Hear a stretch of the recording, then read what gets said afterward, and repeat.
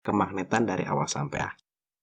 Nah, jadi kita sudah mempelajari bahwa suatu magnet harus memiliki sifat menarik benda atau magnet yang lain. Ternyata setelah diselidiki di sekitar magnet ini terdapat garis-garis gaya magnet ya, yang memampukan magnet untuk menarik benda-benda di sekitarnya. Nah, garis-garis ini ternyata memiliki arah. Dia bergerak dari kutub utara, keluar dari kutub utara, masuk ke kutub selatan. Nah, untuk yang ini kakak agak sedikit salah gambarnya. Harusnya panahnya masuk ke kutub selatan. Ya, seperti ini harusnya panahnya.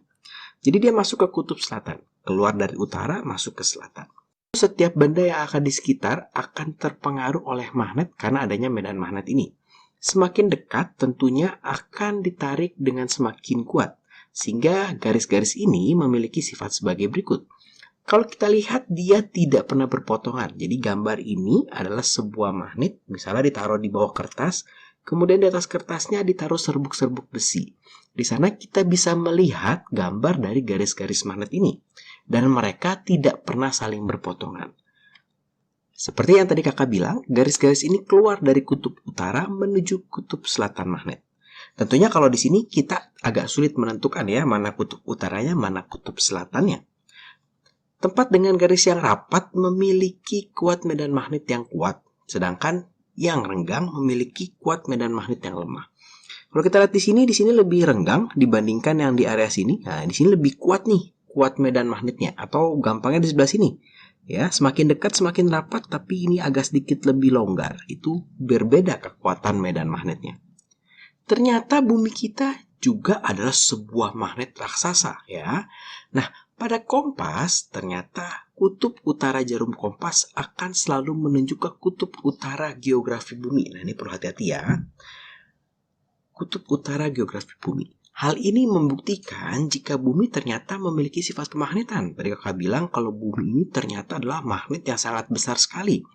Tapi sebenarnya yang ditunjuk oleh kutub utara magnet kompas adalah kutub selatan dari bumi. Perlu kita ingat kalau kutub utara itu tarik-menarik dengan kutub selatan. Nah, jadi kutub utara ya di sini ada kutub utara geografi Antartika ya kalau nggak salah. Nah, itu ternyata kutub selatan magnet bumi ya, berbeda nih. Nah, magnet bumi ini fungsinya apa sih? Ternyata dia berfungsi untuk melindungi bumi dari angin matahari yang berbahaya. Jadi seperti ini nih ya, kalau ada angin matahari atau solar flare biasanya ada badai matahari. Kita kalau di Indonesia biasanya suka mendengar yang namanya badai matahari. Pengaruhnya apa? Biasanya sinyal handphone menjadi lebih jelek atau berbahaya bagi alat listrik. Nah, ternyata magnet bumi ini melindungi bumi sehingga efek dari badai matahari atau angin matahari tidak terlalu berbahaya bagi kita. Apa sih buktinya kalau adanya fungsi dari medan magnet ini? Ternyata aurora borealis ya, atau ada satu lagi namanya untuk di kutub selatan, itu adalah salah satu fenomena di mana medan magnet bumi itu sedang berfungsi bekerja melindungi kita dari badai matahari yang berbahaya. Yani aurora ini ternyata adalah medan magnet bumi yang sedikit berbelok ya, karena dia diterjang oleh badai matahari. Nah, kemudian kita akan belajar yang namanya sudut deklinasi dan inklinasi pada kompas. Karena kutub utara geografi bumi dan kutub selatan magnet bumi ini tidak tepat pada satu tempat, ternyata kompas ini tidak selalu menunjuk dengan pas dengan ke kutub geografi bumi. Tentunya dia tertariknya kan ke kutub selatan magnet bumi ya. Dia terdapat yang namanya sudut deklinasi ya. Jadi sudut deklinasi ini adalah sudut penyimpangan jarum kompas terhadap arah utara selatan bumi. Nah, sudut ini berbeda pada setiap tempat. Jadi kalau kita menggunakan kompas perlu sedikit hati-hati. Kenapa? Karena utara ini tidak serta-merta langsung menuju ke utara. Ya, dia mungkin sedikit menyimpang beberapa derajat. Kenapa? Karena kutub utara geografi bumi berbeda dengan kutub selatan dari si magnet. Tapi kompas ini juga ternyata pada arah horizontalnya kadang-kadang menyimpang. Nah, penyimpangannya disebut sudut inklinasi ya atau inklinasi. Besarnya tuh berbeda-beda juga di setiap tempat. Semakin dekat suatu kutub dengan kutub utara atau selatan, semakin besar sudut inklinasinya. Dan seperti ini. Oh ya, contohnya seperti apa ya kalau sudut deklinasi dan sudut inklinasi. Jadi kalau kita punya bumi itu sedikit agak lebih tidak bulat benar ya. Di sini ada kutub utara. Biasanya kita perlu berhati-hati atau para pelaut yang menggunakan kompas perlu berhati-hati ketika dia melewati kutub utara. Kenapa? Karena tiba-tiba nanti arah kompasnya bisa terasa berubah-ubah gitu ya. Nah, itu karena memang misalkan kutub magnetnya ada di sini gitu ya. Ternyata kutub utaranya di sini nih. Jadi arah yang ditunjukin tidak pas. Nah, kalau kita lihat, kalau semakin jauh sudutnya semakin kecil nih. Tapi semakin dekat, nah sudutnya semakin besar nih ya. Jadi berbeda-beda nih besar sudutnya di setiap tempat. Jadi perlu hati-hati memang bagi para pelaut. Gimana sih contoh-contoh soalnya? Masih tetap berkaitan dengan teori-teori berdasarkan yang tadi. Di contoh soal yang pertama, garis-garis gaya magnetik memberikan informasi tentang apa sih? Apakah arahnya, kekuatannya, atau keduanya, atau sumbernya? Nah ya, jadi arah garis-garis ini itu memberikan informasi tentang arah dan kuatnya. Jadi kita tahu ya kalau arahnya itu dari selatan ke utara, keluar dari kutub utara masuk ke kutub selatan, dan kekuatannya itu dari kerapatannya. Nah ini ya, sekarang kita coba soal nomor 2. Garis-garis gaya magnetik itu arahnya seperti apa ya? Apakah ini harusnya ada arah nih? Arah garis-garis gaya magnetik adalah dari muatan positif ke negatif, dari kutub selatan ke kutub utara, dari ujung magnet ke ujung magnet, atau dari kutub utara ke kutub selatan. Nah, kalau tadi sudah kakak jelaskan, dia dari kutub utara ke kutub selatan ya. Keluar dari kutub utara, masuk ke kutub selatan. Sekarang kita lihat yang nomor 3. Dalam gambar garis-garis gaya magnetik, makin kuat medan magnetnya akan seperti apa? Apakah makin rapat, mendekati garis jajar, makin renggang, atau makin divergen? Divergen itu berarti berbelok-belok gitu ya. Nah, kalau kita lihat dari penjelasan kakak tadi, maka semakin kuat dia akan semakin rapat ya. Dia akan semakin rapat. Kalau renggang, ini akan semakin lemah. Oke.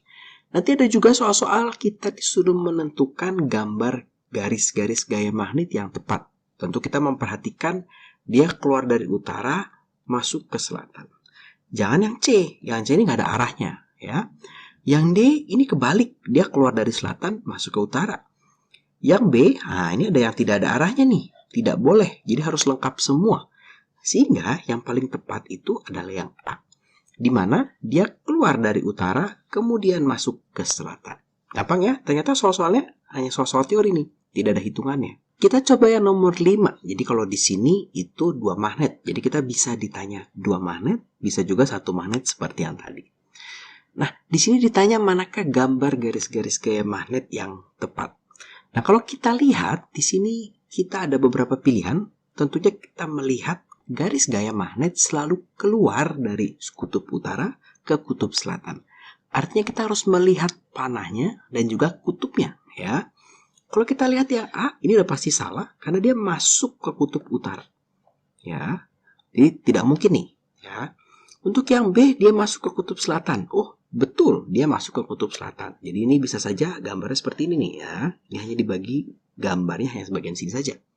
Berarti yang B benar. Kita cek yang C. Yang C itu keluar dari utara dan masuk ke selatan juga. Nah, berarti ini juga tepat.